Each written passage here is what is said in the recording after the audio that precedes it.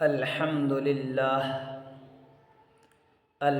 لله رب العالمين والعاقبة للمتقين والصلاة والسلام على سيد الأنبياء والمرسلين وعلى آله وأصحابه وأهل بيته وأزواجه وذرياته أجمعين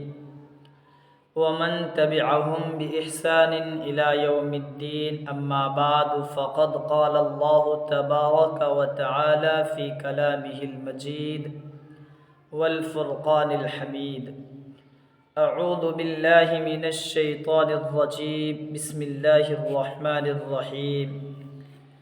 ويسألونك عن الجبال فقل ينسفها ربي نسفا فيذرها قاعا صفصفا لا ترى فيها عوجا ولا أمتا يومئذ يتبعون الداعي لا عوج له وخشعت الأصوات للرحمن فلا تسمع إلا همسا يومئذ لا تنفع الشفاعة إلا من أذن له الرحمن ورضي له قولا يعلم ما بين أيديهم وما خلفهم ولا يحيطون به علما وعنت الوجوه للحي القيوم وقد خاب من حمل ظلما ومن يعمل من الصالحات وهو مؤمن فلا يخاف ظلما ولا هضما وكذلك أنزلناه قرآنا عربيا وصرفنا فيه من الوعيد لعلهم يتقون أو يحدث لهم ذكرا فتعالى الله الملك الحق ولا تعجل بالقرآن من قبل أن يقضى إليك وحيه وقل رب زدني علما. صدق الله العلي العظيم وبلغنا رسوله النبي الأمي الكريم ونحن على ذلك لمن الشاهدين والشاكرين والحمد لله رب العالمين. اللهم صل على محمد وعلى آل محمد كما صليت على إبراهيم وعلى آل إبراهيم إنك حميد مجيد. اللهم بارك على محمد وعلى آل محمد كما باركت على إبراهيم وعلى آل إبراهيم إنك حميد مجيد. محترم و مکرم معزز ناظرین کرام و حضرات سامعین عظام، جیسا کہ آپ بخوبی واقف ہیں اس بات سے کہ سورہ طٰہٰ کی تفسیر چل رہی ہے اور ابتدائے سورت میں ہی آپ کو بتا دیا گیا تھا کہ اس سورت کے اندر 3 مضامین کو بیان کیا جائے گا۔ نمبر 1 توحید، نمبر 2 رسالت، نمبر 3 آخرت۔ توحید کا مضمون آپ کے سامنے آ چکا ہے۔ اب اس کے بعد رسالت کا موضوع شروع کیا۔ جناب نبی کریم صلی اللہ علیہ وسلم کے قرآن عطا کرنے کو دے کر کہ یعنی ہم نے آپ کو اپنی طرف سے قرآن کریم عطا کیا ہے، یہ کہہ کر کے اللہ تبارک و تعالیٰ نے نبی پاک صلی اللہ علیہ وسلم کی رسالت کو بیان کیا، اور اس کے ضمن میں جو قرآن کو نہ مانے گا، قرآن سے روگردانی کرے گا، قرآن سے اعراض کرے گا اور اپنا منہ پھیرے گا، تو اس کو قیامت کا دن وبال اٹھانا ہوگا، قیامت کے دن بھاری بوجھ کا اس کو سامنا ہوگا۔ جب بات قیامت کی چلی تو قبیلہ بنی ثقیف کے ایک شخص نے جناب نبی کریم صلی اللہ علیہ وسلم سے کہا، اچھا اگر قیامت آ جائے گی تو بتاؤ تو اتنا مضبوط و مستحکم پہاڑ کا کیا ہوگا؟ تو اللہ تبارک و تعالی نے اس کے جواب دینے کے لیے وَيَسْأَلُونَكَ عَنِ الْجِبَالِ فَقُلْ يَنْسِفُهَا رَبِّي نَسْفًا فَيَذَرُهَا قَاعًا صَفْصَفًا نازل فرمائی۔ مفسرین میں سے حضرت مولانا ادریس صاحب کاندھلوی نور اللہ مرقدہ، حضرت مولانا مفتی سعید احمد پالنپوری رحمۃ اللہ علیہ، اسی طرح سے حضرت مولانا عاشق الہی بلند شہری رحمۃ اللہ علیہ اپنی اپنی تفسیر کے اندر یہی شان نزول بیان کرتے ہیں، لیکن علامہ قاضی ثناء اللہ پانی پتی نور اللہ مرقدہ فرماتے ہیں کہ یہ بات صحیح نہیں ہے، بلکہ اس آیت کے نزول کا کسی واقعے سے تعلق نہیں ہے، بلکہ بس اللہ نے یوں ہی چلتے چلتے قیامت کا ذکر فرمایا اور یہ کہہ دیا کہ اگر وہ پوچھیں تو کہہ دینا، یعنی اگر وہ سوال کریں، لوگ پوچھتے ہیں تو اگر وہ سوال کرے اور اس کا وہ جواب دے تو اس کی دلیل یہ ہے کہ یہاں جو آیا وَيَسْأَلُونَكَ عَنِ الْجِبَالِ فَقُلْ يَنْسِفُهَا، قل کے ساتھ میں جو فا آیا، فا سببیہ، فا جزائیہ، یہ جزائیہ ہے، تو لہٰذا اس کی شرط کو محذوف مانیں گے، یعنی اگر وہ پہاڑ کے بارے میں پوچھیں، پہاڑ کے بارے میں سوال کریں تو آپ ان سے کہہ دیجئے گا۔ اور اس کی دلیل ہے، جیسی مثال کے طور پر وَيَسْأَلُونَكَ عَنِ الْمَحِيضِ قُلْ هُوَ أَذًى وَيَسْأَلُونَكَ عَنِ الْخَمْرِ وَالْمَيْسِرِ قُلْ فِيهِمَا إِثْمٌ، دیکھیں وہاں جب قل آیا تو ساتھ میں فا نہیں آئی ہے بلکہ صرف قل آیا ہے، اور یہاں پر قل بھی آیا اور ساتھ میں فا بھی آئی ہے، یہ اس بات کی دلیل ہے کہ یہ فا جزائیہ ہے، بس یوں ہی کلام چل پڑا اگر وہ پوچھیں۔ بہرکیف جو بھی ہو، اللہ تبارک و تعالی یہاں پر قیامت کے دن پہاڑوں کا کیا حال ہوگا اس کو بیان کرتے ہیں۔ اگر کسی کے سوال کرنے پر اس آیت کا نازل ہوا ہو تب بھی ٹھیک ہے، اور اگر سوال کرنے پر نہیں بلکہ یوں ہی ایک بحث اللہ نے چھیڑ دی ہو کہ اگر لوگ آپ سے پوچھیں تو آپ ان کو یہ جواب دیجئے گا کہ میرا پروردگار پہاڑ کو ریزہ ریزہ کر کے اڑا ڈالے گا، ریزہ ریزہ کر کے اڑا ڈالے گا، دونوں کی اس طرح ہے۔ پھر اس کے بعد فَيَذَرُهَا قَاعًا صَفْصَفًا، پھر اس کے بعد زمین کو چٹیل میدان بنا ڈالے گا، چٹیل میدان چھوڑے گا۔ اب قاعدہ ہے کہ جس چیز کا ذکر نہ، اضمار قبل الذکر صحیح نہیں، یہاں پر زمین کا ذکر ہوا ہی نہیں، تو فَيَذَرُهَا سے اکثر مفسرین نے ہا کا ترجمہ زمین کیوں کیا، پھر زمین کو چھوڑ دے گا، صاف شفاف چٹیل میدان۔ تو حضرت علامہ قاضی ثناء اللہ پانی پتی نور اللہ مرقدہ نے جواب دیا، چونکہ اس سے پہلے پہاڑ کا ذکر آیا وَيَسْأَلُونَكَ عَنِ الْجِبَالِ، اور پہاڑ کے ضمن میں اس کی جو قرارگاہ ہے، جو پہاڑ کی قرارگاہ ہے وہ زمین ہے، تو ظاہر سی بات ہے جب پہاڑ کا ذکر آیا تو پہاڑ اپنی قرارگاہ کے ساتھ ہے اور وہ قرارگاہ زمین پر ہے، اس لیے اس کا ترجمہ صحیح ہو جائے گا زمین کرنا، یعنی فَيَذَرُهَا، اس کو یعنی زمین کو صفاف چٹیل میدان کر ڈالے گا، صاف شفاف بنا ڈالے گا،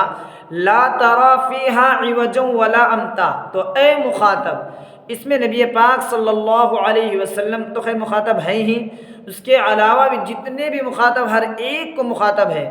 کہ جب صاف شفاف اور چٹیل میدان کر دیا جائے گا زمین کو، تو یاد رکھیے آپ لا ترى فيها عوجا ولا امتا، تو اس زمین کے اندر نہ تو آپ کوئی موڑ دیکھیں گے نہ کوئی آپ ٹیلا دیکھیں گے، یعنی زمین کے اندر کوئی ٹیڑھا پن بھی نہیں ہوگا اور زمین کے اندر کوئی ٹیلا وغیرہ بھی نہیں ہوگا۔ بعض مفسرین نے یہ بھی بیان کیا کہ اس کے اندر کوئی سبزہ وبزہ کچھ بھی نہیں ہوگا، بالکل چٹیل میدان ہوگا، اس طرح سے کل قیامت کے دن ہو جائے گا۔ اس کے بعد یومئذ یتبعون الداعی لا عوج لہ، یعنی جس دن پہاڑ کو ریزہ ریزہ کر کے میرا پروردگار اڑا ڈالے گا، جس دن زمین بالکل ہموار کر دی جائے گی، چٹیل میدان بنا دی جائے گی، جس دن زمین کے اندر کوئی موڑ نہیں رہے گا، کوئی ٹیلا نہیں رہے گا، تو اس دن ایک پکارنے والے کے پیچھے سارے کے سارے لوگ ہو جائیں گے۔ حضرت مولانا عاشق الہی بلند شہری رحمۃ اللہ علیہ نے معالم التنزیل کے حوالے سے، اور حضرت علامہ قاضی ثناء اللہ پانی پتی نور اللہ مرقدہ نے اپنی کتاب تفسیر مظہری کے اندر، اور مولانا عاشق الہی بلند شہری نے اپنی کتاب تفسیر انوار البیان کے اندر، حضرت علامہ قاضی ثناء اللہ نے تو ڈائریکٹ بیان کیا، اور حضرت مولانا عاشق الہی بلند شہری رحمۃ اللہ علیہ نے کہا معالم التنزیل کے حوالے سے کہا، کل قیامت کے دن صخر بیت المقدس پر حضرت اسرافیل علیہ السلام کھڑے ہوں گے۔ یہاں جو ہے یومئذ یتبعون الداعیہ، داعی سے مراد حضرت اسرافیل علیہ السلام کھڑے ہوں گے، اور وہ آواز لگائیں گے، اے بوسیدہ ہڈیوں، اے پارا پارا کھالو، اے ٹوٹے ہوئے بالو، سارے کے سارے لوگ جمع ہو جاؤ اللہ کے یہاں حساب کے لیے۔ یعنی اللہ کی طرف سے بلاوا آیا ہے، تمہارا حساب ہوگا۔ تو جیسے ہی آواز حضرت اسرافیل علیہ السلام لگائیں گے، ویسے ہی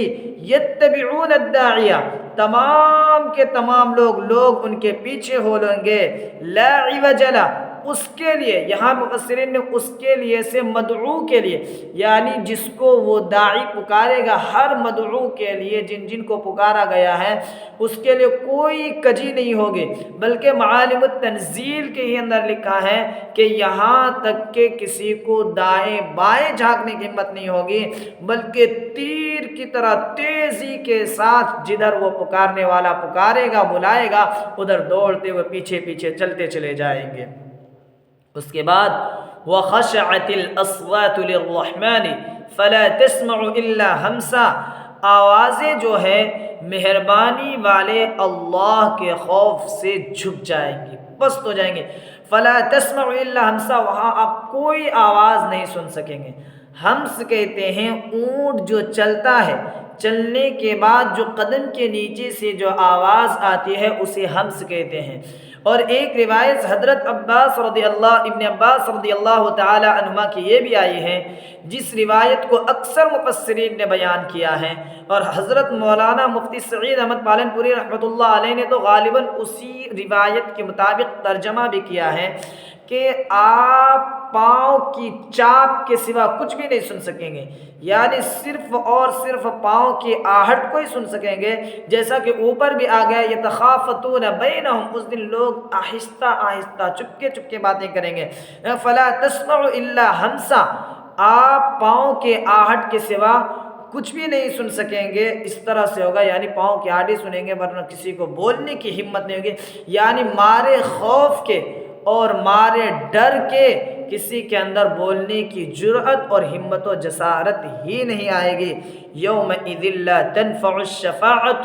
الا من اذن له الرحمن ورضی له قولا۔ اب اس کے بعد آگے فرما رہے ہیں کہ کل قیامت کا دن جب ہوگا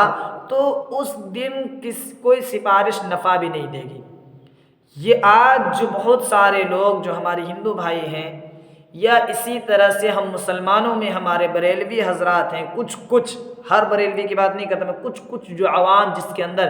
جہالت بھری پڑی ہے، اور وہ یہ خیال کرتے ہیں آج ہم کچھ بھی کریں، جو ہمارے پیر ہیں، جو ہمارے شیخ ہیں، یا اسی طرح سے جو ہمارے ہندو بھائی سوچتے ہیں جو ہمارے دیوی دیوتائیں ہیں، جو ہمارے بھگوان وغیرہ ہیں، یہ کل قیامت کے دن ہماری سفارش کریں گے تو یاد رکھیں وہاں سفارش بھی قبول نہیں کی جائے گی۔ فرمایا یومئذ لا تنفع الشفاعۃ، قیامت کا دن جب ہوگا تو اس دن سفارش کوئی فائدہ نہیں پہنچائے گی، الا من اذن له الرحمن، ورضی لہ قولا، بلکہ یہاں تک کہ کہا بلکہ وہی لوگ سفارش کر سکیں گے جس کو اجازت دی گئی ہوگی اور جس کے لیے اجازت دی گئی ہوگی، یعنی جس کو سفارش کرنے کی اجازت دی جائے گی وہی سفارش کریں گے، اور جس کے لیے ورضی لہ قولا، حضرت مولانا محمد ادریس صاحب کاندھلوی نور اللہ مرقدہ اپنی کتاب تفسیر معارف القرآن کے اندر کہتے ہیں کہ ورضی لہ قولا سے مراد لا الہ الا اللہ، یعنی ورضی لہ جس کے لیے بات کو پسند کیا سے مراد یعنی جس نے لا الہ الا اللہ کہا، جو کلمے والا ہوگا، جو مسلمان ہوگا، جس کے پاس ذرہ برابر بھی ایمان ہوگا، انہی کے لیے سفارش قبول کی جائے گی۔ کل ملا کر خلاصہ یہ نکلا سفارش کرنے والے کا بھی مسلمان ہونا ضروری، جس کے لیے سفارش کی جا رہی ہے اس کا بھی مسلمان ہونا ضروری ہے۔ غیر مسلم کے لیے نہ سفارش کرنا درست ہوگا وہاں، نہ سفارش کیا جانا درست ہوگا، یعنی نہ تو خود وہ کسی کی سفارش کر سکتے ہیں، نہ تو غیر مسلم خود کسی کی سفارش کر سکیں گے اس دن، نہ کوئی دوسرا شخص غیر مسلم کے لیے سفارش کر سکیں گے، یعنی غیر مسلموں کے لیے کسی کی بھی سفارش قبول نہیں کی جائے گی۔ اس کے بعد یعلم ما بین ایدیہم وما خلفہم ولا یحیطون بہ علما، جس کے لیے سفارش کی جا رہی ہے یا جو شخص سفارش کر رہے ہیں، شافع اور مشفوع دونوں کے اگلے پچھلے احوال کو اللہ تبارک و تعالی جانتے ہیں، یعنی ان سفارش کرنے والوں کا دنیا میں کیا حال تھا اور قبر کے اندر کیا حال تھا، اس چیز سے اللہ تبارک و تعالی بخوبی واقف ہیں، اور آگے کیا ہونے والا ہے، ان کی سفارش قبول کی جاوے گی یا قبول نہیں کی جائے گی، ان تمام چیزوں سے اللہ تبارک و تعالی واقف ہیں۔ ولا یحیطون بہ علما، اور یہ جو سفارش کرنے والے ہیں یا جس کی سفارش کی جا رہی وہ حضرات ہیں، یہ لوگ اللہ کے علم کا احاطہ نہیں کر سکتے ہیں کہ اللہ کو کیا کیا معلوم ہے، یہ تو یہ لوگ سوچ ہی نہیں سکتے، یہ سفارش وہ سفارش، یہ صرف وہ۔ اس کے بعد وعنت الوجوہ للحی القیوم، اور کل قیامت کے دن یہ ہوگا کہ تمام چہرے حی قیوم اللہ کے سامنے جھکے ہوئے ہوں گے۔ حی مانے ایسی ذات جو ہمیشہ زندہ رہنے والی ہو، ایسی ذات جسے کبھی موت نہیں آئے گی۔ قیوم کے معنی ہر چیز کو تھامنے والی ذات، تھامنے والی ذات، تو تھامنے والی ذات اور ہمیشہ زندہ رہنے والی ذات کے سامنے چہرے جھکے ہوئے ہوں گے۔ تو یہاں پر جو آیا وعنت الوجوہ، چہرے جھکے ہوئے ہوں گے، اس میں دو تفسیر کی گئی ہے۔ اولا تو یوں سمجھے تب چہرے جھکے ہوں گے، کہ چہرے جھکے کا مطلب اہل چہرہ جھکے ہوں گے، یعنی چہرے والے جھکے ہوں گے۔ وعنت الوجوہ کا مطلب وعنت اہل الوجوہ، یعنی جو چہرے ہوں گے، جو چہرے والے اس کے چہرے جھکے ہوں گے۔ تو کیا سب کے چہرے مارے خوف کے جھکے ہوں گے یا یہ؟ تو حضرت علامہ قاضی ثناء اللہ پانی پتی نور اللہ مرقدہ تفسیر مظہری کے اندر دو تفسیر کرتے ہیں اور کہتے ہیں اس کے اندر دونوں احتمال ہیں، کہ اس میں ہر ایک کا چہرہ عاجزی سے جھکا ہوگا، خواہ وہ مسلم ہو غیر مسلم ہو، نیک ہو بد ہو، اچھا ہو یا برا ہو، ہر ایک کا چہرہ اللہ کے سامنے جھکا ہوا ہوگا۔ اور ساتھ ساتھ میں کہا حیوانت، یا اس سے مراد المجرمین، یعنی مجرمین کے چہرے، مجرمین الوجوہ، یعنی مجرمین کے چہرے، یا وجوہ المجرمین، وجوہ وعنت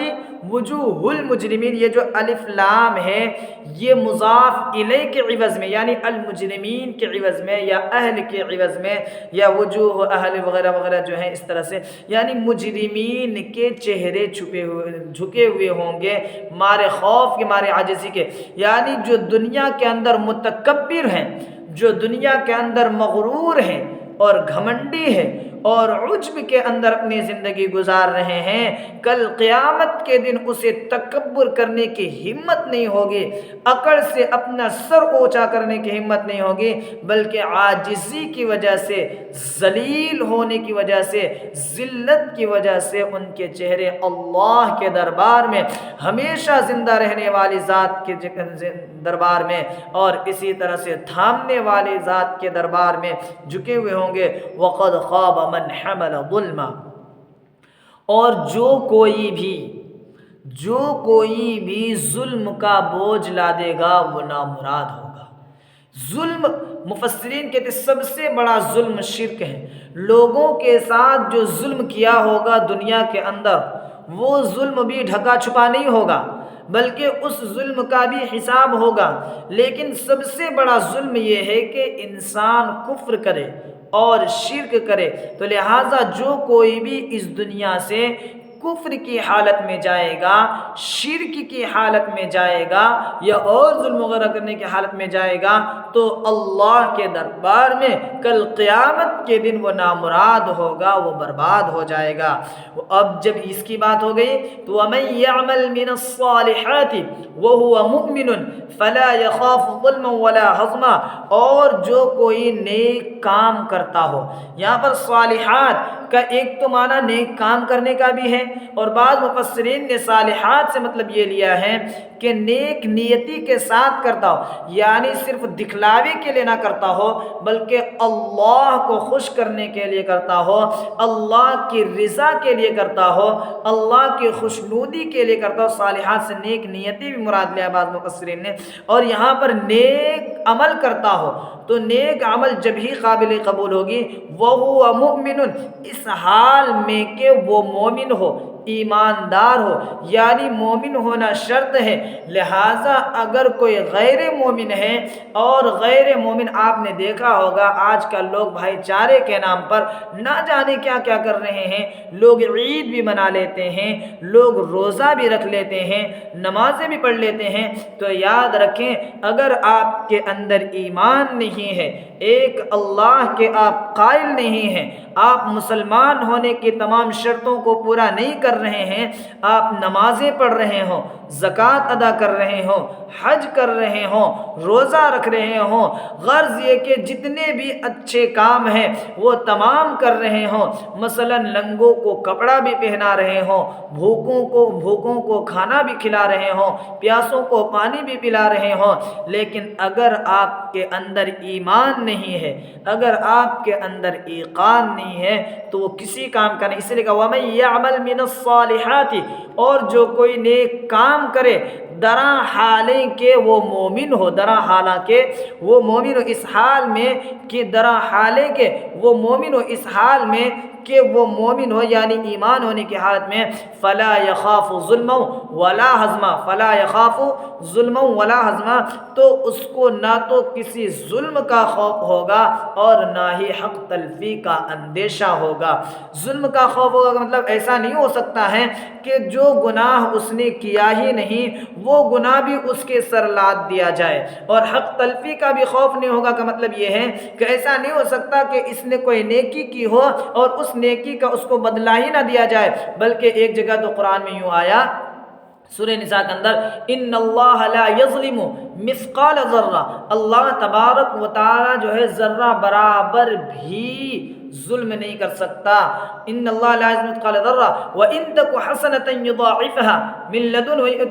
یضاعفها ویؤت من لدنه اجرا عظیما، لہذا اگر کوئی ایک نیکی کرے گا تو اسے دوگنا کر کے دیا جائے گا اور اپنی طرف سے ایک بہت بڑا اجر عطا کرے گا۔ اسی طرح ایک جگہ آیا من جاء بالحسنۃ فلہ عشر امثالها، جو کوئی ایک نیکی کرے گا تو اسے 10 گنا زیادہ دیا جائے، ایک نیکی کے بدلے میں 10 نیکی کا اسے ثواب دیا جائے گا۔ یعنی یہاں جو کہا ہے اب فلا یخاف ظلما ولا حظما، نہ تو اس کو ظلم کا خوف ہوگا کہ جو گناہ اس نے کیا ہی نہیں اس کی سزا دی جائے، نہ اسے حق تلفی کا اندیشہ ہوگا کہ جو کام اس نے نیک کیا ہے اس کا اس کو بدلہ ہی نہ ملے۔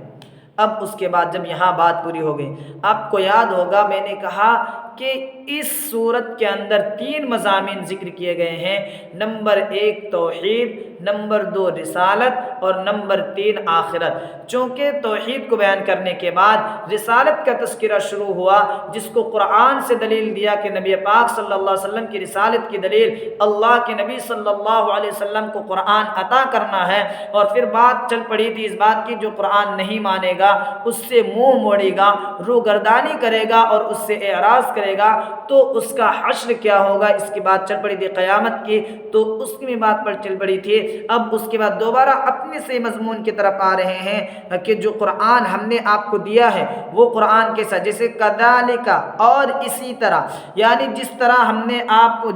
ہم نے موسیٰ علیہ السلام کو تورات عطا کیا اور اس طرح سے کیا، تو اسی طرح ہم نے بھی آپ کو قرآن دیا۔ وَكَذَلِكَ أَنزَلْنَاهُ قُرْآنًا عَرَبِيًّا وَصَرَّفْنَا فِيهِ مِنَ الْوَعِيدِ لَعَلَّهُمْ يَتَّقُونَ أَوْ يُحْدِثُ لَهُمْ ذِكْرًا، اور اسی طرح ہم نے قرآن کو عربی زبان میں نازل کیا۔ اکثر مفسرین نے تو عربی زبان میں نازل کیا کہا ہے، چونکہ اس کے اولین مخاطب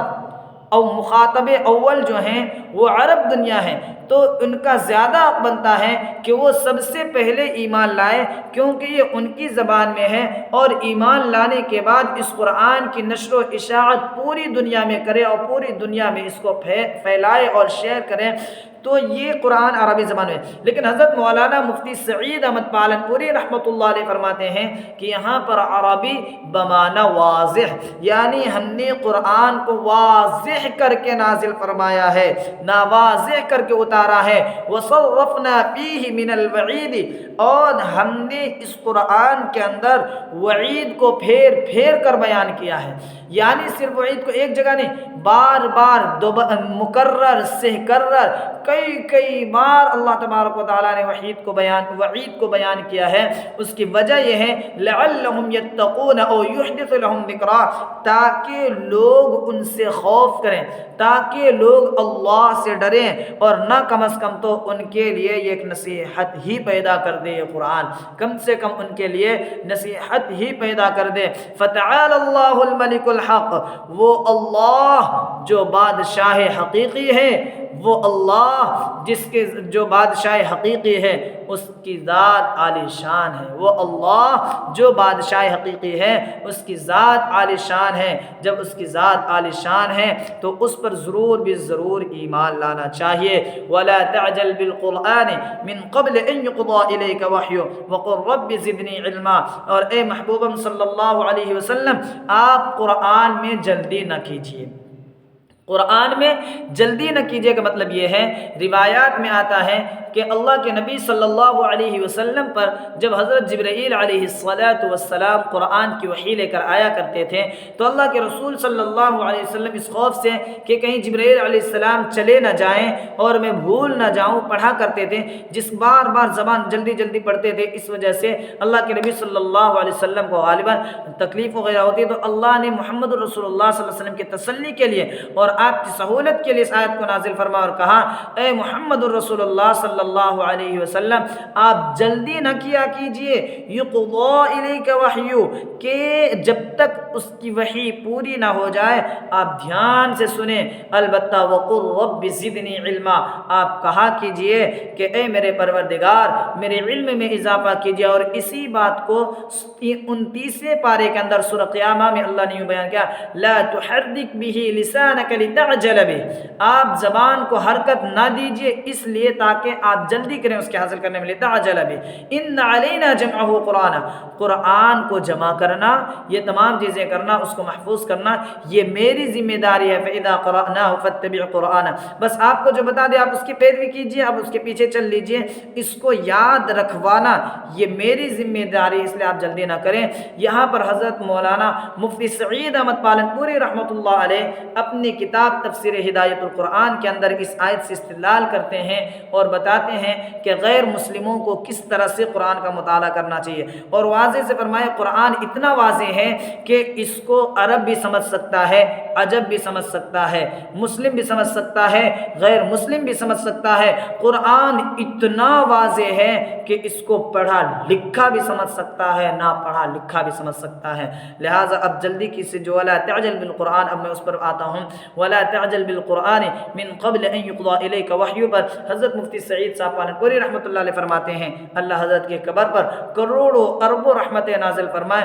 وہ کہتے ہیں کہ جب قرآن کا وہ مطالعہ کرے تو فیصلہ کرنے میں جلدی نہ کرے، فیصلہ کرنے میں جلدی نہ کرے، بلکہ پورا قرآن کا وہ مطالعہ کرے، کرتے کرتے کرتے جن باتوں پر جن کو اعتراض ہوتا ہے، جیسا کہ آپ نے دیکھا، یہ اب میں اپنی طرف سے کہہ رہا ہوں ترمیم کے ساتھ کچھ، کہ دیکھیں جیسا کہ بہت سارے جو غیر مسلم ہوتے ہیں ایک دو آیات کو پڑھ لیتے ہیں اور اس پر جو جا آ کر کے قرآن پر وہ اعتراض کرنا شروع کر دیتے ہیں، قرآن کے اوپر اشکال کرنا شروع کر دیتے ہیں، ان کو چاہیے کہ پورے قرآن کو رفتہ پڑھیں تو انشاءاللہ آگے چل کر کے ان کو صحیح صورتحال معلوم ہو جائے گی، اور اگر سچے دل سے صدق دل سے اگر پڑھے تو ہو سکتا اللہ اس کو ہدایت دے کر کے ایمان کی دولت سے نواز دے۔ تو بہرکیف یہ اس طرح سے ہے، اور لہٰذا اس کو جلدی جلدی اس کا مطالعہ کرتے رہے آرام سے کسی چیز کا، اور ساتھ ساتھ میں کہا وقل رب زدنی علما، اور اس کو چاہیے کہ ساتھ ساتھ میں اللہ سے دعا بھی کرتے رہے، اے اللہ مجھے علم میں بڑھا دیجئے، اے اللہ مجھے علم میں ترقی دیجئے۔ حضرت مولانا خالد سیف اللہ رحمانی حفظہ اللہ اپنی کتاب آسان تفسیر کے اندر اس سے استدلال کرتے ہیں کہ دیکھیں اللہ کے نبی نے یہ دعا نہیں کی، اللہ کے نبی کو یہ دعا نہیں سکھلائی اللہ نے کہ مجھے عمل میں اضافہ کر دیجئے، مجھے عمل میں ترقی دیجئے، بلکہ علم کی ترقی دیجئے۔ تو علم کی بھی ایک خصوصیت ہے، علم کا اسلام کے اندر ایک مقام ہے کہ خود جناب نبی کریم صلی اللہ علیہ وسلم کو کہا جا رہا ہے کہ آپ دعا کرتے رہیے رب زدنی علما، اے میرے پروردگار مجھے علم میں ترقی دیجیے۔ تو اس لیے اس کے حساب سے بھی آدمی کو کام کرنا چاہیے اور مطالعہ کرتے رہنا چاہیے، اور اسی سے یہ بھی استدلال کیا کہ آپ کو کتنا بھی علم آ جائے، کتنا بھی پڑھ لیں، آپ کا پلڑا ہمیشہ جھکا رہنا چاہیے، آپ کے اندر علم کا غرور اور علم کا تکبر نہیں آنا چاہیے، بلکہ مومن کا علم تو جب ختم ہوگا جب وہ جنت میں چلا جائے گا، جب تک وہ دنیا میں ہے علم ایک ایسا دریا ہے جس کا کوئی کنارہ ہی نہیں، بس آپ چلتے جائیں اور علم حاصل کرتے رہیں اور اللہ سے دعا بھی کرتے رہے، وقل رب زدنی علما، خود اللہ کے نبی صلی اللہ علیہ وسلم کو سکھایا گیا، تو ہم اور آپ کس کھیت کی مولی ہے، لہٰذا ہمیں جب بھی مطالعہ وغیرہ کریں تو رب زدنی علما وغیرہ یہ پڑھ لینا چاہیے، اس کے بعد مطالعہ وغیرہ میں بیٹھیں گے تو انشاءاللہ تبارک و تعالی قرآن کی اتباع کی برکت سے آپ کے علم کے اندر پختگی آئے گی اور آپ کے علم کے اندر مضبوطی اور استحکام آئے گا انشاءاللہ۔ غرض ان تمام باتوں کو اپنے ذہن کے اندر اچھی طرح بٹھائیں، پھر اخیر میں ایک بار ترجمہ کرتے ہیں انشاءاللہ، پھر بات آگے کریں گے۔ دیکھیں وَيَسْأَلُونَكَ عَنِ الْجِبَالِ فَقُلْ يَنْسِفُهَا رَبِّي نَسْفًا، اور اے محبوبم صلی اللہ علیہ وسلم لوگ آپ سے پہاڑ کے متعلق دریافت کرتے ہیں، سو آپ کہہ دیجئے کہ میرا پروردگار اس کو ریزہ ریزہ کر کے اڑا دے گا، فَيَذَرُهَا قَاعًا صَفْصَفًا، پھر زمین کو چٹیل میدان چھوڑ دے گا، لا ترى فيها عوجا ولا امتا، نہ آپ اس میں کسی موڑ کو دیکھیں گے اور نہ ہی کسی ٹیلے کو، یومئذ یتبعون الداعی لا عوج له، اس دن پکارنے والے کے لوگ پیچھے چلیں گے، پکارے جانے والے کے لیے کوئی کجی اور ٹیڑھا پن نہیں ہوگا، وخشعت الاصوات للرحمن، اور تمام آوازیں مہربانی والے اللہ کے سامنے دب جائیں گی، فلا تسمع الا ہمسا، سو آپ سوائے پاؤں کی آہٹ کے کچھ نہ سنیں گے، یومئذ لا تنفع الشفاعۃ، اس دن سفارش فائدہ نہیں دے گی، الا من اذن له الرحمن، مگر اس شخص کو جس کو رحمان نے اجازت دی ہو، ورضی له قولا، اور جس کے لیے رحمان نے بات کو پسند کیا ہو، یعلم ما بین ایدیہم وما خلفہم، جو کچھ ان کے آگے ہے اور جو کچھ ان کے پیچھے ہے سب کو وہ رحمان مہربانی والا اللہ جانتا ہے، ولا یحیطون به علما، اور سفارش کرنے والے اور سفارش کیے جانے والے اللہ کے علم کا احاطہ نہیں کر سکتے۔ وعنت الوجوہ للحی القیوم، اس دن تمام چہرے ہمیشہ زندہ رہنے والی ذات اور تھامنے والی ذات کی طرف جھک جائیں گے۔ وقد خاب من حمل ظلما، اور جس نے بھی ظلم کا بوجھ اٹھایا ہوگا وہ نامراد ہوگا۔ ومن یعمل من الصالحات، اور جس نے نیک کام کیا ہوگا، وہو مؤمن، اس حال میں کہ وہ ایماندار ہو، اس حال میں کہ وہ مؤمن ہو، مسلمان ہو، فلا یخاف ظلما ولا ہضما، تو اس کو نہ تو کسی ظلم کا خوف ہوگا اور نہ ہی کسی حق تلفی کا اندیشہ ہوگا۔ وَكَذَلِكَ أَنزَلْنَاهُ قُرْآنًا عَرَبِيًّا، اور ہم نے اس قرآن کو عربی زبان میں، یہ دوسرا ترجمہ حضرت مفتی سعید احمد پالنپوری رحمۃ اللہ علیہ کے مطابق، اور ہم نے اس قرآن کو واضح کر کے نازل فرمایا ہے، واضح کر کے نازل کیا ہے۔ وَصَرَّفْنَا فِيهِ، اور وَصَرَّفْنَا فِيهِ مِنَ الْوَعِيدِ، اور اس کے اندر ہم نے وعید کو پھیر کر بیان کیا ہے، لعلہم یتقون، تاکہ لوگ اللہ سے ڈریں، او یحدث لہم ذکرا، یا ان کے لیے یہ قرآن نصیحت ہی پیدا کر دے۔ فتعال اللہ الملک الحق، وہ اللہ جو بادشاہ حقیقی ہے، اس کی ذات عالی شان ہے۔ ولا تعجل بالقرآن، اور اے محبوب صلی اللہ علیہ وسلم آپ قرآن میں جلدی نہ کیجئے، من قبل اس کے ان یقضی الیک وحی، کہ قرآن کی وحی پوری کر دی جائے۔ وقل رب زدنی علما، اور آپ دعا کرتے رہیے اے میرے پروردگار مجھے علم میں ترقی دیجئے۔ اللہ تبارک و تعالی ہمیں اور آپ کو کہنے سننے سے زیادہ عمل کرنے کی توفیق عطا فرماوے، آمین۔ اقول قولی هذا واستغفر اللہ لی ولکم ولسائر المسلمین فاستغفروه انه هو الغفور الرحیم، وآخر دعوانا ان الحمد للہ رب العالمین۔ سبحان اللہ وبحمدہ، سبحانک اللہم وبحمدک، ونشہد ان لا الہ الا انت، ونستغفرک ونتوب الیک۔ سبحان ربک رب العزة عما یصفون، وسلام علی المرسلین، والحمد للہ رب العالمین۔